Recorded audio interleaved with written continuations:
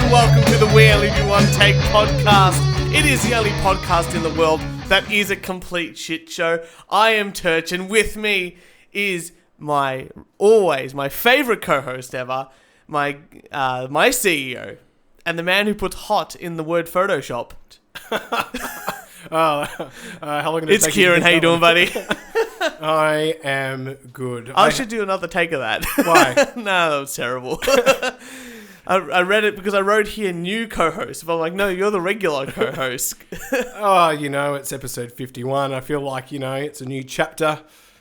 But yeah. Well, it definitely is a new chapter because we, ladies and gentlemen, are in our brand new third, but permanent for at least a couple of years recording studio. Woo! Which actually is my new home, which I've just purchased. But this is the room, this is the place, this is the recording studio of the stars. And by stars, I mean us. And hopefully some new guests soon will be great. And I just want to tell the wonderful listeners that I've turned up to Turch's new home, right? Yeah. And I said this to you. I said, the way I described Turch was, when I turned up to his house, was like a dog that has just killed a chicken. Like, my dog killed a chicken once, right? And then it was strutting around the house the whole day like, I'm a dog, I've done dog things. That is how great I am. That's you right now, Turch. I'm pretty excited. I must say, I'm pretty chuffed with myself. I did put together all the furniture. I did put up all the stuff on the walls and, set everything up. The TV's up there. You came in, you saw the TV up there. Mm-hmm. Lovely. The house is actually clean, which is pretty good. That's pretty good. How many physio sessions did you need after putting everything together? I think I was just about to tell you, but like the first day we put all the furniture together. A lot of IKEA stuff, lots of stuff like that. Put it all together. Actually, tell me about your IKEA experience, right? Because you're going in there to do some major purchasing. You and Jess. How many fights did you have?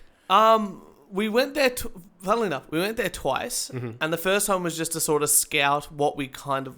Oh, you made a deliberate no impulsive... No impulsive sort of like... Right. And then we wrote down basically everything that we liked. Mm-hmm. And then we actually... Wrote? You didn't take photos? We took photos. We took photos of what we... But I like writing it down. That physical nature of... Yeah. Did you get the free pencil with the notepad? I nicked so many pencils, but Jess has thrown them all out because she got angry at me. That's the only fight we really had. But then we came to the place, opened up the place, measured everything, mm-hmm. And then went back to IKEA, mm-hmm. and I said to Jess, we're only going to buy it if we still like it. Yeah. And obviously if it fits, because now we've got all the measurements. And I think apart from one or two like small things, like decorative sort of things, or I think the outdoor setting we decided to change, mm-hmm. everything else we liked. Fantastic. And it was actually a lot easier than I thought it would be. The hardest thing was the couches. Right. But they're still coming. Are they IKEA couches? No, they're proper, like, good couches. I said to Jess, I'd rather spend more money on a couch and a mattress. Yeah. Because one, I'm going to be sleeping on one of them. Mm-hmm. And two, I'm also going to be sleeping on the other. Yeah. I'm with you, right, because I've moved up to Ballarat. That's right. Which... I don't think our listeners have heard me since I've moved to the Rat, as I found out that it's called. And I, too, am looking at couches to buy, right? But I'm not making a because I'm going to be sleeping on this as well. Yeah, see? And I can't decide whether I want, because I saw one the other day, and you press the button, and then it's like reclines, but it's like, it's sort of like you're in gold class. Yeah. But then I'm like, I can't lie sideways, so maybe I want the one that I can lie sideways. So it's a tough decision to buy a couch. It's a very tough decision, but we found the one we liked. It came in the colours that we liked. Colours? So multiple colours? Yeah, so one's going to be grey, which is going to be the 2.5-seater, and then we've got a beautiful armchair as well, which is in blue. You know how old, our listeners are thinking, where are the youthful, we only do one take podcast people? Now we're talking about houses and furniture, right? We're not pitching it to our demographic. You know what? We're pitching it. We're now like Gardening Australia. That's who our audience is right now. Well, if that's the case, then would you like to start off with your rant? Because that's what the people are here to hear, rants. Ladies and gentlemen, I have started full-time work. Welcome back to Gardening Australia. Monday to Friday, full-time work, Turch. Yeah. Not Not, the 3 days a week. They used to work. And some of I'll do some research days, but, not get paid for it. Right? Number one, there's a few things that I wanted to... In my previous line, if I didn't work, I didn't get paid. Right. And I was here, there, and everywhere around Victoria because I'd see clients and actually work at the university and all that, right? At day one, I can't remember if I sent you this message or not, or whether I dreamed it, but I was like, now I understand how you find all these articles for a podcast during work time. Yeah, you did. I remember seeing that message and I just said, yep, you got plenty of time. I was just like, wow, okay. I've got my own office. No one can, I'm just like, okay, this is amazing. Going well. Full-time work is going well. I very quickly requested to have Fridays as my work from home day. Perfect. Yep. So really it's 4 days plus a work from home day. But you know what? That's one of the reasons why I've been really trying to get this studio/office set up, because I want to work from home like one day every fortnight. Yeah. Just to sort of, record music. Anyway. So I'm now in a bureaucratic process, right? Even more so than I was. Yeah, yeah. And I had to do a full day of induction. Oh my goodness. Yeah. Okay. And it sounds like something you would try to get out of, but would only go to if there was free food. And the question is, was there free food? It was not catered. Oh my goodness. I was shitty, right? So it's basically, I read it as like, oh great, they're going to tell us how to salary sacrifice and what we can salary sacrifice. No. And like all the perks of the job, right? No. It was about like teaching and the university life. Basically, that's what it was about. Yeah. And so every full-time staff has to do it. So I'm with a few of the other of my colleagues have to do this as well. And they basically started last year. Yeah. And they've been developing on, the online courses that they've got to teach because they've just had to do it. And we don't get employed in that job if we have to, we ask people, we've got a problem, we find out how to do it and we do it. Yeah, it's simple. Right? That's, anyway. So I'm with a few of them. And they also pitched this to the sessional staff. And the sessional staff could opt in and get paid for 15 hours because there's 8 hours of online learning you've got to do after this. Of course they're going to do it. After this day. Yeah, of course. Fuck yeah. If I was a sessional. 8 hours. Right? So we're at this induction. And the first hour and a half was on icebreakers. I shouldn't drink my Captain Morgan dry and lime with when you're telling cracking jokes. So I'm staring at my colleague, who is also a clinical psychologist. Yeah. Right, and a lecturer. Going, I know more than these people that are on right, the stage. and she's staring at me like, Kieran, you've been teaching for the last 5 years. If you don't know bloody icebreakers, like. You shouldn't have got into this job, right? Yeah. So we're just going like, oh my God. And then they made us get up and write things on posters. Anyway. I learned, to be fair, I did learn a few icebreakers, new ones. I was like, that's great, but I could have read that in a document. You could have sent an email. Yeah, or, we could have spent 10 minutes on this, right? Morning tea, coffee and tea were not supplied. Because you're working for the government now, aren't you? Yeah. Welcome to the government. This is not what I'm used to, right? Then we come back, and the person running it was so enthusiastic, and the sessional staff were really engaged. And if I was brand new to teaching, I would probably be engaged as well. But I'm going, I've been doing it for 5 years. I've done this training. Like, you're not teaching me anything new. No. The stuff that I want to know, let's actually delve into some of the students' learning styles and how can we cater for different learning styles, yada, yada, yada, are not being covered, right? So anyway, I don't actually remember them after the morning tea. That's when you sent me a text, wasn't it? I was out. I was just sitting there like meditating, going like, oh my God.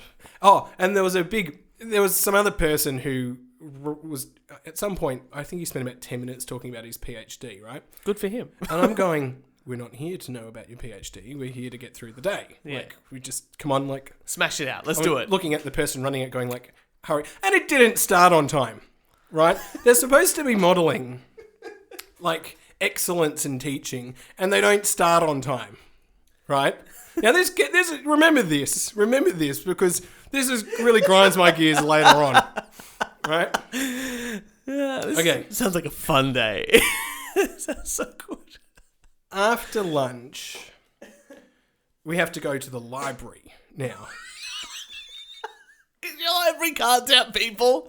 And we had to sit in the computer lab in the library. Now, I had already put in an OH&S request in my desk because my desk chair wasn't providing adequate back support. Mm-hmm. Right, I was actually going home going, my back. That's not good, yeah. Like, it's really sore. I'm giving you the worst chair to sit on in the studio. I've got...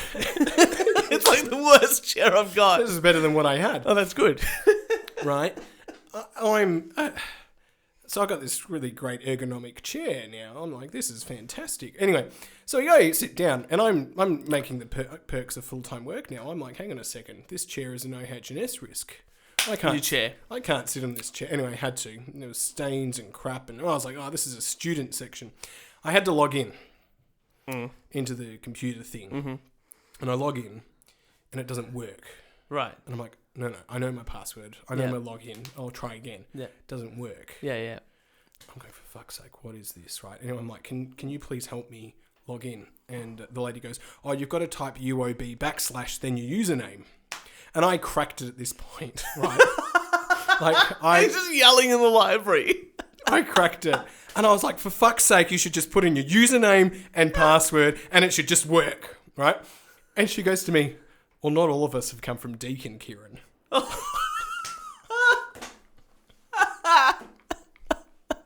Oh, the sass on this lady. That's fantastic. Are you friends now? Right. Anyway. It's like you're going to cry. The librarian came in, and I had great appreciation for the librarian because she gave a 20-minute talk on what the library can offer, right? Short, sharp, sweet, really useful information. We got books and the internet. You can come in anytime. Like basic, but where I can refer students to and the supporting services. And another person came in about like how they can help with academic writing and all that kind of stuff. And I'm like, great, cool. I know these processes. They were like 20 minutes each. That's all they needed to be. They got their point across, right? We're moving into dark territory. We're moving into now developing the online courses and stuff. And funnily enough, the day was even longer than this story. And we're going through this, right? And once again, the discipline that I'm in had developed online 1 hour interactive sessions for 2 weeks every day. So we got the short bit that we needed to do. Smash it out. It didn't even go some of them didn't even go for an hour. Some of them went for 30 minutes. Yeah. Just this is the bit, but they're recorded. When you need to access them, they're here. Right? Perfect. I'm loving it.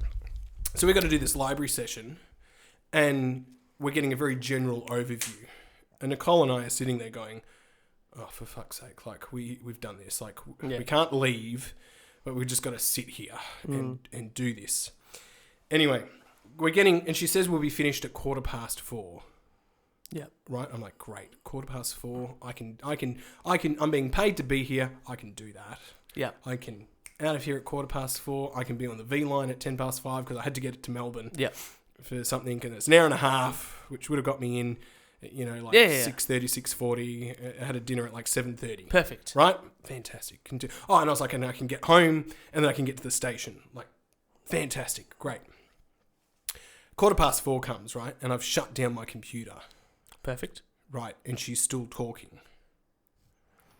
And she's now going, when someone's going in circles, like they say the same thing. Over and over. And then they say the same thing over and again. And then someone asks a question. But in a question. subtly different way. And then someone asks a question. And they say the same thing. Yeah.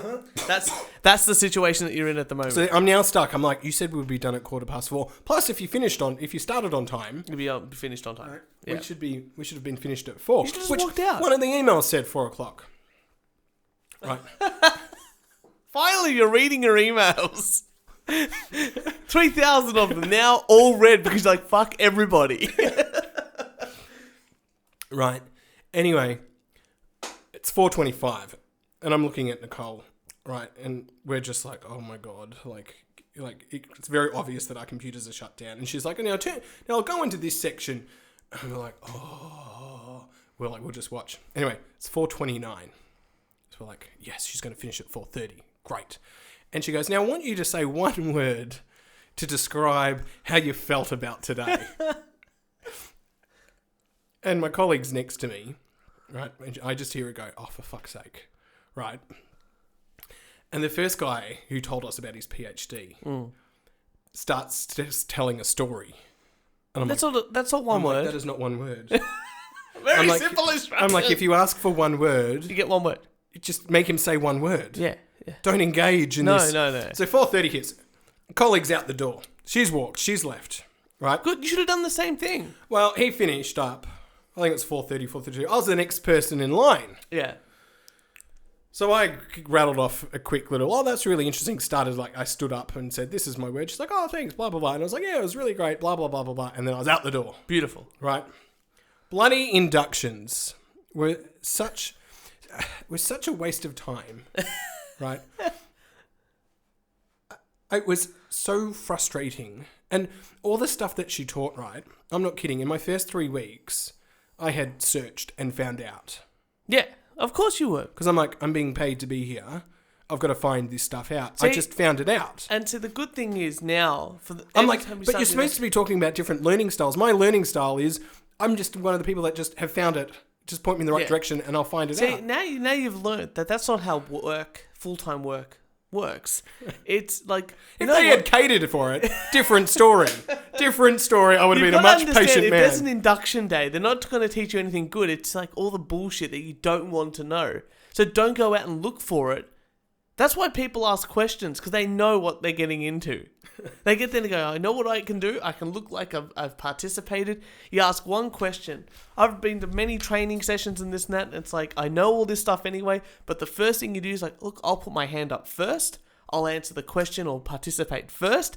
At 10:30, like it's the earliest thing that as an audience participation, I've participated. I don't have to do anything else for the rest of the day, and I can zone out. Oh, and this is hilarious. At the start, when we were doing the icebreaker before we learned about icebreakers, which was like, find out about your partner, but you're going to share their information to the group.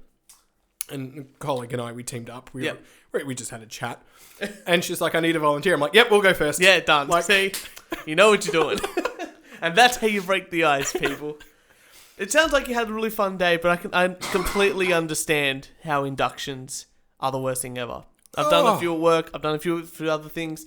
They are terrible. So I've come from a startup world, right? Yeah. Which this philosophy of like, don't waste people's time. Yeah. Out the window. If they're wasting your time, leave the room. Yeah. Right? Like just... To the government sector. And don't go through a hierarchy, just go directly to who you need to go to. Yeah. Like there isn't this, and I'm like, oh my God, this just, Get used to it, buddy. It's a bit slower down that way. It's a bit slower down the government world, but that's okay. Took me 3 days to get my bloody login. You're going to have a lot of fun. Well, speaking of computers and this, and I thought we'd start it off with another tale from the internet. Yes. And I thought I'd tell you a bit of a history about a certain gentleman and what he's up to today. And it's a name you might actually know. Okay. But first of all, I'm going to ask you a question. Okay. Do you use any antivirus software on your computer? No, because I've got a Mac. You know what? I wrote down that you would... I said, Kieran, do you have antivirus software? And I knew you would say, no, I have a Mac. See? And I haven't used it in so long because it's stupid. But seriously, I haven't used antivirus software for years. I think it's a bit of a waste of time, bit of a waste of money, bit of a waste of your computer power and this and that. But do you know what McAfee is? Yeah, it's McCafe. It's at McDonald's. It's at McDonald's. Well, McAfee it's an antivirus. It's an antivirus software made by John McAfee. And he's been in the news recently. Right. He's been in the news recently. But I saw 2 articles with him in the news recently. And one was... John McAfee is running from US authorities and running for president on a boat. Right. And the second one was John McAfee's bizarre tweet says his enemies are trying to kill him. And I'm like, oh man, I've got to learn about this guy because this sounds like a type of experience that everyone should have. Yeah. Running from the US government murderers on a boat and running for president. How can this is everything I wanted. So I thought I'd give you a bit of background on him and tell you a bit of a tale of the internet. Mm-hmm. And how it. So John, he was born in the US, a US Army base in England, and moved to the US when he was very young. His father was an alcoholic, which he later developed as well, sort of a family sort of thing, and was very abusive. And yeah, but he's a billionaire, so true. He can be an alcoholic. That's true. I don't see why not. So anyway, so he went to Roanoke College and received a Bachelor in Mathematics. So during that time there, he set up this whole scheme to sell magazine subscriptions. Right. So what he would do is, but it was actually a scam. Uh-huh. And I thought this, first of all, he's trying to become president. This is what he was doing when he was like 20. So he'd go around, knock on people's doors and go, hey, you've won a magazine subscription to X magazine. Congratulations. All you need to pay is the fee for the delivery. Mm-hmm. And everyone's like, oh, sure. So they pay him the delivery and he would just never sign them up to any magazine. Oh. So he'd scam people. Yeah. And I'm like, that's a good, clever scam. Anyway, it paid for him to go to a university and do his PhD, mm-hmm. which he then got kicked out because he was having sex with his interns. Okay. Yeah. Or his undergrad students and stuff like that. So before he created McAfee, he realized that no one would be able to really check credentials. Like today we can check credentials anywhere. You can look online, find where people have worked and this and that. But he realized that back in the day, there was no really way of doing that. Mm-hmm. So he would just make up things on his resume, send them out to all the big companies, and see who responded. Mm-hmm. And amazingly, he ended up working as a programmer for NASA's Institute for Space Studies in New York City from 1968 to 1970. Not a bad thing from a fake resume. Yeah. From there, he went to work for Univac in Missouri Pacific, where apparently... And I haven't found a reputable source doing this, but apparently he stated once that he used to program the train times while doing LSD. And I don't know if that's real or not because, he said he was on LSD, but that's a pretty cool thing to happen. Nevertheless, that's a good story. Don't let the truth get in the way of the good story. So after that, he left for Silicon Valley. He worked for Omex Data Storage. And that was at his lowest point in his life. He was suicidal, he was paranoid, and drug addicted. But he did go to AA, and he's completely... Apparently, even to this day, when he's running for president on a boat, apparently he's completely clean. Okay. Pretty good. So, where did he get his idea of creating the antivirus software? So, when he actually joined Lockheed Martin, which is like a... Oh, they make the aeroplanes. Yeah, planes, stuff like that. The bombing and that's right. So that's when he first heard of this thing called the brain virus. Now, I won't go into the history of the brain virus, but apparently it was made by two undergrads, I think like in India or something like that. Mm-hmm. And the virus didn't actually do anything. They just wanted to see how far it could spread. Right, okay. And he had the knowledge, John McAfee had the knowledge to remove it himself, but he realized that a lot of people didn't. So this is that... I remember you talking about this with entrepreneur stuff. It's like, find a need, have a solution. Yeah. So that's when he created McAfee Associates. And that service was, he would drive around in a Winnebago yeah. and drive around and drive over to people's houses and search for viruses and delete it. And he claimed to be the first antivirus paramedic unit in this Winnebago. And I thought that was pretty funny. That's great. So he created this software called Virus Scan, and he put it up free on like internet forums and stuff like that. And if home users liked it, if you wanted it for your office, that's when you had to buy the license. Yeah. And he would provide ongoing support. And in 1990, so just in 3 years, McAfee Associates made $5 million profit in 1990. Big boom. And that's before the big computer boom. Yeah. So he was already doing really, really well. But from 1990 onwards, that's when his life really, really changed. Uh-huh. So there was another virus that was coming out called the Michelangelo virus. And John McAfee was famous at this point because he had the big software. He basically had the only... So these viruses would have been put on like floppy disks. Floppy disk, or well, the internet was around back then, just different versions of it and connectivity and stuff like that. You know, networking sort of stuff. Yeah, but they would have been... Yeah, it wasn't the World Wide Web. It would have just been... Yeah. It was starting to develop. To 1995 is when it sort of really took off. Well, I think, but I think like in business it was already starting, but like the home use and stuff like that was a bit early, a bit later. But anyway, the Michelangelo virus came along and John would go on TV shows and talk radio and all that sort of stuff going, this is the biggest virus ever. It could wipe out 5 to 10 million computers all at one, like overnight. Really important that we fight this thing back. Did he create the virus? Well, that's what a lot of people thought because all this software from his was sold. Nothing happened. And it was after that people, like you said, started to think, wait a minute, did he create the virus? Did he just put a spin on it? This and that. Because it's like if you sell glass, you know, what do? You go around and smash people's windows. Yeah, throw a brick through people's windows with your logo on it to buy glass. Yeah. And anyway, so a lot of people did think that he created the Michelangelo virus or were just talking it up to sell software. And he decided to get out of the software of McAfee, the antivirus stuff. At that time, other things like Norton antivirus was coming in, and the competition was starting to heat up. So he sold all his stock in the software, and now it's owned by someone else, and I can't remember who. But even now, like looking back at it, like he had an interview like a couple of years back. He even hates his own antivirus software now. Wow. That's how much he's like, it's a piece of shit because it's so bloated and this and that. So, what else has happened in his life? That's the first thing. So, apparently he's been on the run in Belize. That's what I thought. So, he's been linked to creating a private military. Yeah. McAfee was arrested in 2012 for unlicensed drug manufacturing and possession of an unlicensed weapon in Belize. He was also listed as a person of interest in connection with a murder of American Gregory Fuller, among several other issues with the law. McAfee refused to answer questions by the police, fearing that they would kill him.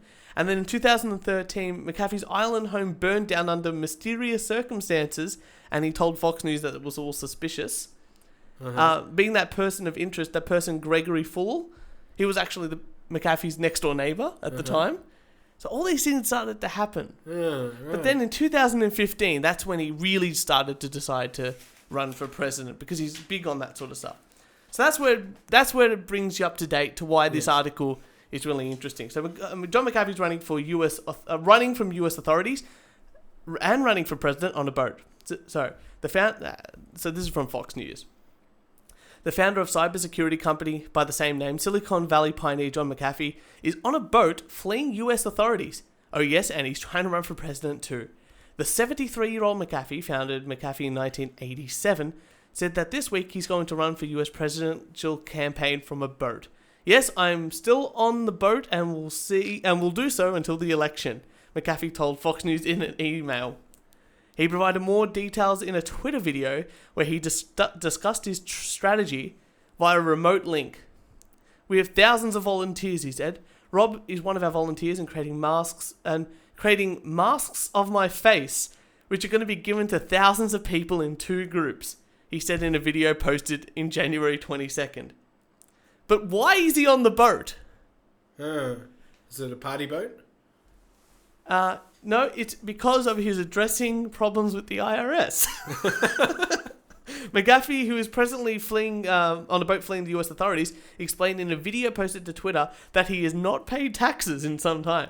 I have not paid taxes in 8 years. I have not filed returns. Every year I tell the IRS I'm not filing a return. I have no intention to do so. Come and find me. He continued today that on January 22nd, the IRS has covenanted a grand jury in the state of Tennessee to charge myself, my wife, 4 of my campaign workers with unspecified IRS crimes. They want to silence me, and I will not do that. So, he's on a boat. Yeah. He's in trouble because he might be running a private military. He might be smuggling drugs. He's got illegal guns. He's not paid any taxes, and he's running for president. It's because he's running for president. I think that's the one. That's why they're trying to get him. So there you go. They're So just like, let Trump get in. We can't let him get in. There's We've learned no from way. our Gotta keep him mistakes. out. So anyway, last sort of things is if you want to look him up, please do. He's great. Look at him on YouTube. Right. There's a video of him on YouTube. In 2013, he uploaded a parody video of how to uninstall McAfee antivirus onto his YouTube channel. And that video's got more than 90 million videos, but it does have scantily clad women in it, so definitely go have a look because tits are always fantastic. And in 2014, he warned Americans not to use smartphones and suggested that the apps are used to spy on clueless consumers who do not read the privacy user agreements. So the guy's completely nuts, going to be running for president. You know what? I love how Trump's been doing it. I feel like this guy is going to be a good competition, but he's running under some libertarian party. Oh, So, he won't get in. he won't get in. He won't get in. He might be Gary Johnson, though, so that's he it. might be. Yeah. Is it the same in Australia where they make like candidates know they're not going to win, but they still put candidates in because they get finances? They get more than like 5% of the vote. Maybe. I'm not 100% sure on that. If someone could tell us, I would be very interested. But To our look, American listeners. yeah, if you exactly could. right. Well, So- talking of world leaders, Kim Jong-un demands North Koreans hand over their poo to fight the fertilizer crisis. What? Kim Jong-un Yeah. demands North Koreans hand over their poo to fight the fertilizer That's crisis. fantastic. The decree demands 220 pounds of human feces daily.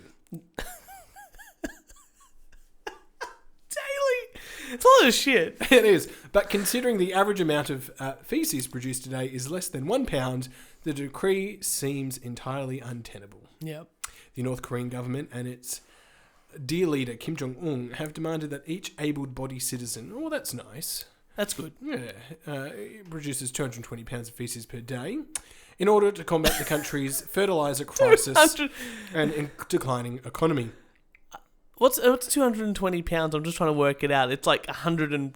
It's going to be like 100 kilos. 220 pounds, 100 kilos? Yeah. I think it's about right. Because it's like about just under 2 pounds a kilo. Something like that. Yeah, so 100. Let's say 100 kilos of poo. That's what each person's meant to make a day. Yeah, 99.79 kilograms. Man, I'm good at this. Well done. Thank you. Good maths department. While cheap labour in North Korea is sadly nothing new, forcing an entire citizen to hand over its stool in an attempt to kickstart their agriculture sector is certainly is.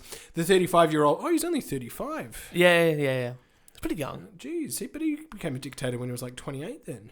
Well, I read a story that his grandfather was dictator. Yeah. And he wrote in rule that only his bloodline could be the dictator of the country. And I'm like, Jesus Christ, how the hell did he get away with that? Like, there must have been lots of guns in people's faces for that. Must have been, but the guy who's dead, the first one, whatever his name, Kim Jong...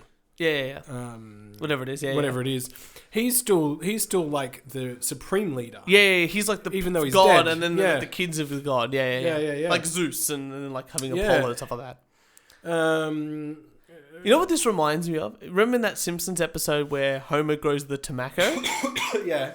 And then Marge just goes, "Oh, Homer, I think it needs more fertilizer." And Homer's like, "Marge, I'm only one man." That's exactly what this is, you know. Well, the dear leader doesn't produce feces himself. No, he doesn't. No. I think I wrote a trivia once, and that was one of the questions. Who does? That's pretty amazing. I think so too. Good on him. No, that's fantastic. Didn't know there was a fertilizer crisis. Well, apparently there's a sand crisis as well. Not enough sand in the world. I'm like, geez, we have the whole Sahara Desert. How could we not be... Anyway, a story for another time. Isn't glass made out of sand? Yes. How do they make it? They heat it up to a really hot temperature, and then it congeals itself. But it's only certain kinds of sand. And that's obviously what the sand crisis is about. Right. Yeah, there you go. I remember going to Venice, and they make like Venice... Murano in Venice, like a little like island off the island, is famous for glass blowing. Right. And I saw this guy out of nowhere pull a bit of glass out, roll and blow a little like through the pipe and stuff like that. And full on a horse. Wow. Incredible. And you can look at it online. They make beautiful, beautiful stuff. There you go. It's a real art form. I apologise to my dear listeners that I have a cold at the moment. You're doing well. You know, I had a rant here about sore throats, but No, go for it. no, but I do have a rant, and Yeah. you came in trailblazing, like wanted to rant about something, and I've got a rant for you too. So obviously we bought the house. It's all very exciting. We've moved in. It's lovely. I love it. It's great. Like, you know, it's nice and quiet back here. I have my own studio where we can do this sort of stuff. But to do this, we had to deal with a lot of people. Like, we had the property manager, we had the lawyers, we had the mortgage brokers, we had the bank, we had A lot of moving parts. a lot of moving parts and this and that. And not only that, like, you know, I have to sign a document and then scan it in and then, you know, send it via mail to this person, but scan it in so these people see it and these people need to see it too. Or people need to send documents from this office to me and this person here. And what I don't understand is that I'll write something, I'll CC Jess in, you know, to go, yep, Jess got it too. But, like, you know, I'll send it to the property manager or I'll send it to the mortgage broker. And it's like, great, Jess and I have completed the documents. He said, and then they'll email back, like, you know, with a new form. We go, yep, it's done. This is the next step. And instead of CCing Jess in as well, or clicking reply all, they just click no. No. Oh, for fuck's sake. they just click reply, and only I get it. Or like, I'll get a message from Jess going, hey, did you get the email from the mortgage brokers or from the lawyers? And I'll be like, no, I didn't. And you look back at the email, like the initial email, Jess has sent it, and it's CC'd, like, you know, in the to thing, it's to the lawyers and me, or the mortgage brokers and myself. And then on the way back, it's only to Jess, and I'm not in the loop at all. And vice versa for Jess and I. And I'm like, how hard is it? You click, instead of clicking reply, you click the, look, if you've got Outlook, you click the button slightly to the right of reply, which is reply all. Yeah. And that everyone there. I automatically, every time, even if only one person has sent me an email, I click reply all. Yeah. Because obviously if they're in the email, they need to be contacted about something. Everyone else needs to be contacted about something if you've made a change to something or moved things along. So I did a bit of research. Okay. So the big three mail clients in the world, 65% of email gets sent from one of these clients. From either your Apple iPhone or, you know, iPad, one of the two, Outlook or Google Mail. Yeah. Those are the big three. And then there's about 50 other companies that basically take up 1% each, right? And Gmail, for instance, I know this. We're trying to... Google Mail actually created another mail account, right? Because they wanted to make changes to Gmail. But because so many people rely on Gmail, they wouldn't dare make any changes to it. So created I can't remember what it was called, but another email account to actually then play around with all these new features but they're very careful to introduce new features to Gmail now because it's the same sort of thing because people rely on these sort of basic functions. And if you change anything way too much, but a simple function is like 65% of mail's coming from these things, and I've physically gone out and done proper research. Outlook, if you want to reply all, it's literally moving your cursor slightly to the right. For Gmail, the drop-down menu, it's the next one down. And same for Apple, it's the next one down on your phone or slightly to the right on the browser app. People, if someone said to you, Jess and I or someone and I have done something and there's a form that we've both signed or something like that, or there's an email, and that person was talked about in the email is also CC'd in or put into... Please, for the love of fucking God, you fucking boomers out there learned how to fucking CC reply all to emails. It's so important, especially with documentation. Maybe it's the accountant Why within. didn't you tell them to reply all? You should have stepped in. You should have gone, hey. You know what? No joke, the mortgage brokers, I did. I said, please, or in emails, please reply to Jess and I to this email, and it still happened right up to the end of the process. And the only people that did it right, no shit, was the bank. Wow. The bank was just like, you will both receive a letter. You will both receive this. Yeah, because you're both customers. That's of the right. bank. Yeah. And I used to get like text messages, emails, stuff on the app, and Jess would be like, oh, I got it too. Like, I'll either get it first and then she'd get it or vice versa, but we'd both receive it. And I'm like, Jesus Christ, that's that little touch. That little thing that's made my life a little bit easier because everyone involved is connected. And that's really important. And so, look, just learn how to fucking CC. And you know what? It's always boomers. Boomers have no idea how to use the internet or computers. And they're always like talking it up. So I talked in my team, because I'm in a team, right? A teaching team. And I said, how about we use Slack? Yeah, like an instant messenger sort of thing. Yeah. Yeah. And they all looked at me like, what? And I was just like, yeah, this ain't going to happen. This is, yeah. It's a bit too much. It's a bit too much. A bit too much. Well, now that I've done a rant, I've got a really quick story for you. Okay. And then you can do another article. Okay. So, we should move to Italy. Because I know you were talking about how you like full-time work, you got so much time. And so do I. I think we need to move to Italy. Right. So, watching porn at work during lunch breaks is illegal. Italy's Supreme Court in Rome rules. Just when you thought your day couldn't get any more useless. So, Italy's highest court has decided that it's fine to watch pornography during breaks as long as it doesn't interfere with your work. The eye-browsing decision came after car manufacturer Fiat sacked a worker in 2016 for watching an adult film on his personal laptop in an electricity-supplied room on the factory floor. I love how they got to put in an electricity-supplied room. Yeah. Bosses also found 2 other pornographic DVDs. But the Supreme Court in Rome said Fiat had no right to sack the worker who enjoyed just a glimpse of the film during a meal break. The lengthy legal wrangle began in 2010 when the court upheld Fiat's decision to dismiss Giuseppe. Oh, what a great name. Oh, no, so good.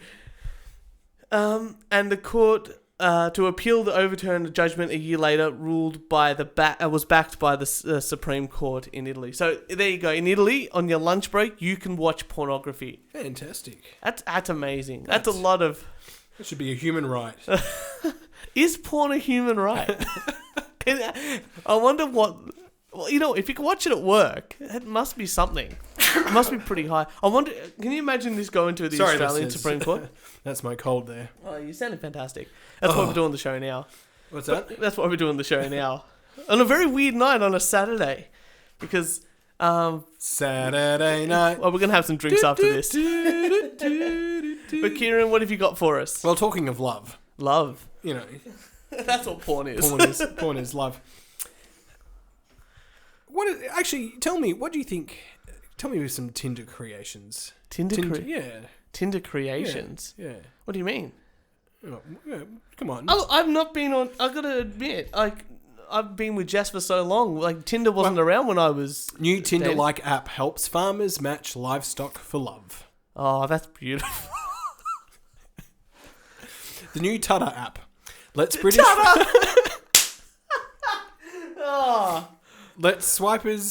let British farmers swipe right on cattle they like the look of. That's pretty good. Petersfield, England. A Tinder-inspired app is helping farmers match up potential partners for their cattle. Called Tudder. A mix of a dating app, Tinder and Udder. It lets farmers swipe right. They're then directed to a page on the Sell My Livestock website where they can browse more pictures and data about the animals before deciding whether to buy. So it's just like a front end for... What was that site? Tudder. Tudder. Tudder. It's a front end for like selling livestock. Yeah. That's great.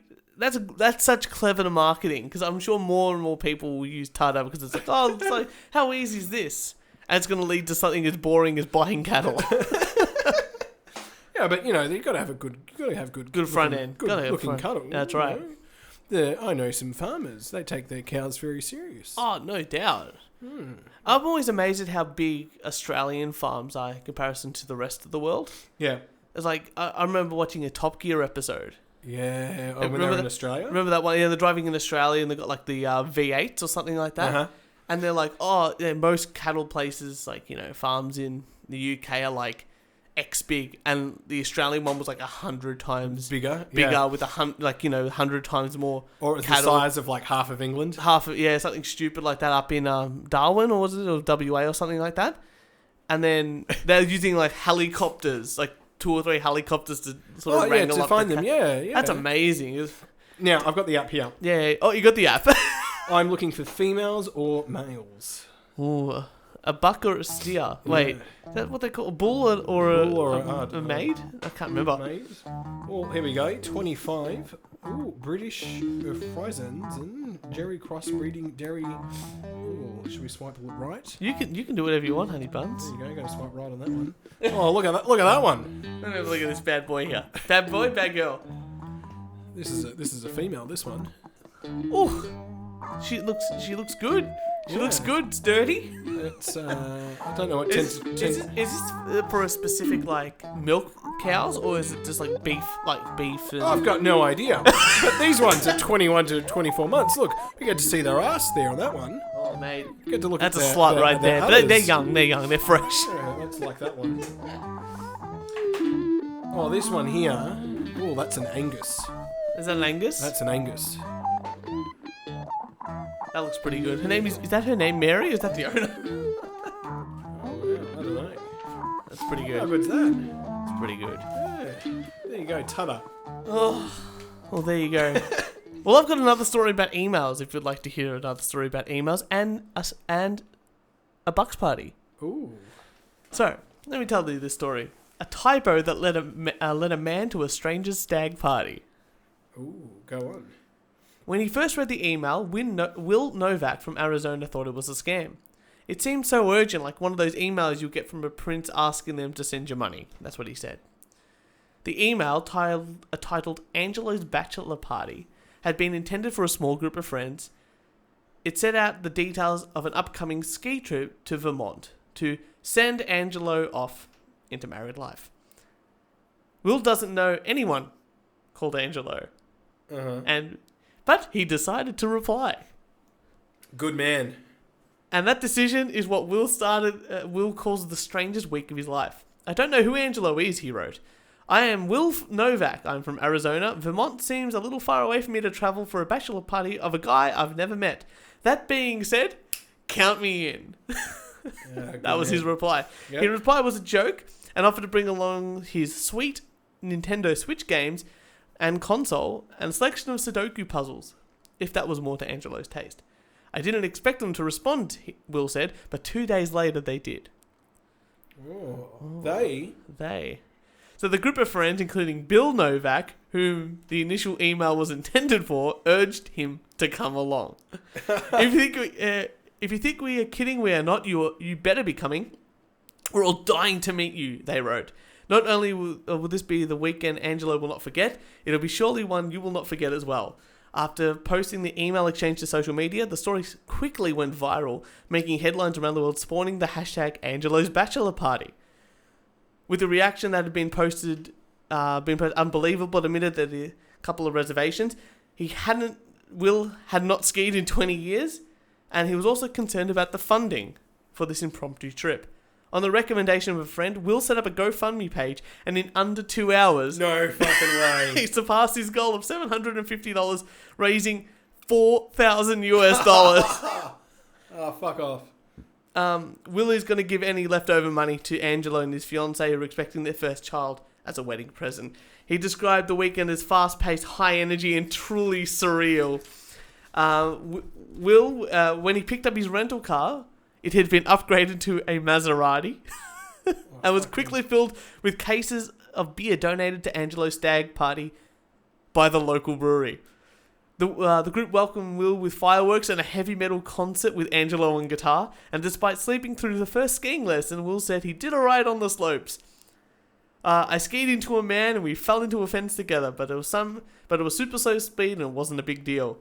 Asked what the best part of his bizarre week at the viral star had been. Will said the general feeling of openness and friendliness. Reflecting on it, I could get pretty sentimental, really. It's a great lesson being open to others, universe, and open to you too. If doors open, walk through it. If you regret the chances you don't take, and rarely the ones you do take. I've always been a class clown type, knowing I made thousands of people laugh makes me so happy. So there you go, people. Maybe that Nigerian prince scam is actually real. You know what I keep getting at the moment? Fucking phone calls from unknown numbers, right? Yeah. I answer one. Yeah. Right? Hear nothing on the other line. Oh. And then it just hangs up. Yeah. Maybe it's a secret admirer. I googled. Right? Secret admirer? And no, it's a scam. I'm now down $30,000. That's perfect. They're trying to figure out who are real numbers. Ah. If they answer it, because then they can get you later. And then a week later, got a phone call from America. Oh. Didn't answer that one. That's fair enough. I was going to say, that seems like a really good bachelor party. And I'm going to say, I feel... I thought you meant the scam. No. All this, I've been lucky enough not to... I'm not going to fall for a scam. I'm pretty sure I can sniff out a scam. But as bachelor parties go, that sounds like a really good bachelor party. Like metal, skiing, drinking beers. I'm sure there would have been a stripper in there. Yeah, absolutely. And I've got to admit, I've been to a bachelor party where the guy didn't want a stripper. What? Dead set. So we go and play bubble slot, during the activity. Oh, is this what's his face? Yeah, that's his face. I'll tell a different story altogether. So, do you remember one of our drumming friends' bachelor parties? Yes. Okay, you came a bit later in the evening, but during the day we did go-karts and we did laser tag, and then we went to dinner, and then we went out. I joined you at the dinner part. Then we went to see some lovely ladies at the strip club. No, it wasn't a strip club. Gentlemen's viewing gallery. Some lovely ladies who were waiting. Yeah. They were wait staff. Yeah. At the gentlemen's club. That's right. Yes. We saw some tits and it was great. Anyway, so we walk in and it was a big group. It was like 30 of us. Yeah. And we all walk in. We're having a good time this time. And then the bachelor grabs my hand and goes, "You're coming with me. We're going to go get a lap danced." I'm like, "Oh, okay, I'll go. I'll pay for a lap dance with him." But not only that, was me and him, and there was like two girls in the middle. Yeah. And there was also two of his younger cousins. I'm like, "Oh, this is pretty funny." They weren't 18, were they? Oh, you ruined the story, but yeah, they weren't 18. I found out that later at the wedding. So we walked into a strip club with these two 17-and-a-half-year-olds or something like that. But the best thing was I'm sitting next to one of them and the buck was sitting next to another. And the one I was sitting next to was getting the tits in his face and stuff. And he was starting to grab her ass and try to lick her tit. Oh, wow. And I'm nudging him going, no, you can't fucking do that. It costs more money. It costs way more money. And the girl goes, no. Anyway, we leave the thing and I'm laughing with the buck. And I'm about to get another drink. And I just hear the two cousins behind us go, "What the fuck, man? You can't even lick her tit." But on that note there, I think it's time. We've got some more guests coming over because this is sort of a housewarming that we're quickly doing an episode. I think we can wrap it up. Kieran, thank you for another fantastic episode of episode 51 of the show, which is pretty exciting. I don't know if you noticed, but I've been putting some YouTube videos up as well of little good bits of the episode. I might do doing that as well for this one too. Oh, there you go. So I might put one of our rants. Might be good. Yeah. Might be good. But Kieran, thank you so much for another fantastic episode of the podcast. You're welcome. And for all your wanking needs out there, make sure you follow us on SoundCloud, iTunes, YouTube, Instagram and Facebook. If you'd like to send us some hate mail, a death threat or a rant, record it on your phone and email us at weonlydoontakepodcast@gmail.com. I was going to say Hotmail there, but don't do that one. Who the fuck uses Hotmail? I kind of want to make a Hotmail account for us. I mean, we have a Pornhub account, but nothing said posted there. But nonetheless, everybody, we will see you next Thursday.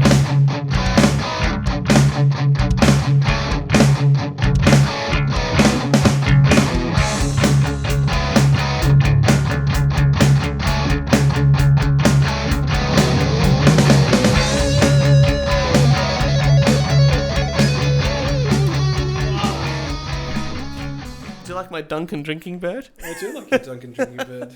It needs to do more dunking. It does. All right, I'll turn it on. It's got a switch? No. You just put it down. And it does what it needs to do. I've got one on my desk at work as well, so I get no work done. How long does it go for? It depends on the water. Okay. I feel like I need one too. You should get one. My office is really boring. It's got like puke brown walls. Yeah. I bought a plant today. I'm very proud of you. I know, it's so boring. Back to gardening Australia. Fuck off.